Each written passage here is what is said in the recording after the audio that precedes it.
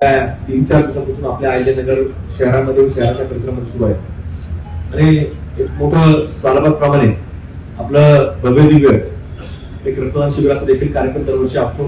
तो देखील आपला लक्ष्मीनारायण मंगल कार्यालय या ठिकाणी आज पार पडत आहे, तो सुरू आहे. त्याच प्रकारे नवीनच काकांच्या नावाने काका ट्रस्ट या नावानं नवीन ट्रस्ट निर्माण करण्यात आला. त्याच्या माध्यमातून देखील आमचा प्रयत्न आहे की नवीन नवीन उपक्रम हे आपले कुठेतरी सामाजिक उपक्रम सुरू राहिले पाहिजेत आणि त्याच्यातनं जो खरा गरजूवंत असतो त्याच्यापर्यंत कुठे मदत खूप झाली पाहिजे. त्याच्याकरता पुढचे देखील अनेक उपक्रम हे राबवले जाणार आहेत. पण पहिल्याच वर्षी हा एक अत्यंत वेगळा उपक्रम म्हणजे अन्नछत्र आणि त्याचा देखील उपक्रम यावर्षी हाती घेण्यात आलेला आहे. आणि हा उपक्रम कुठल्याही प्रकारचा एक उपाय जो भोजन करण्याकरता येईल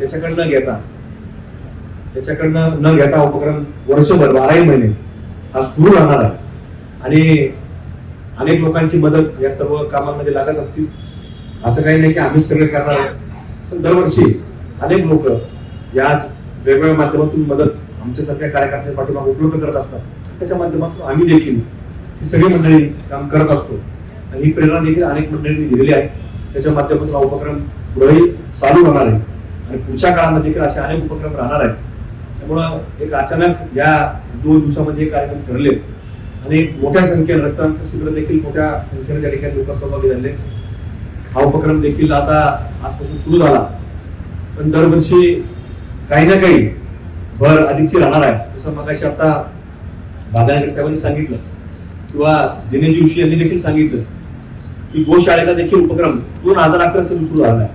आणि आपण पाहतो की गोरक्षणाची भूमिका ही सर्वात पहिली कुणी जर निर्माण केली असेल तर छत्रपती शिवाजी महाराजांनी गोरक्षणाची सुरुवात या भारतामध्ये सुरू केली आहे. आणि आपल्या बदलत्या काळामध्ये गोसंवर्धनाचा उपक्रम आता कुठेतरी सुरू झालेला आहे आणि त्याच्या माध्यमातून गोशाळा हे अत्यंत महत्वाचा उपक्रम असतो की 2011 साली अनेक लोकांच्या मदतीनं सुरू झाले. आजही अनेक लोकांचा सहभाग याच्यामध्ये प्रामुख्याने असतो आणि लोकसहभागाशिवाय आपण कुठलंही काम करू शकत नाही. म्हणून लोकसहभाग देखील इतका महत्वाचा असतो. म्हणून त्यांच्या काकांच्या जाण्यानंतर देखील अनेक लोक काही ना काही आठवणी काढत असतात. या आठवणींच्या बरोबरीनं कुठेतरी आपल्याला काम करणं देखील आवश्यक असतं. म्हणजे सगळं कार्य पुढे सुरू आहे, त्याच दिशेनं आपलं काम सुरू राहणार आहे.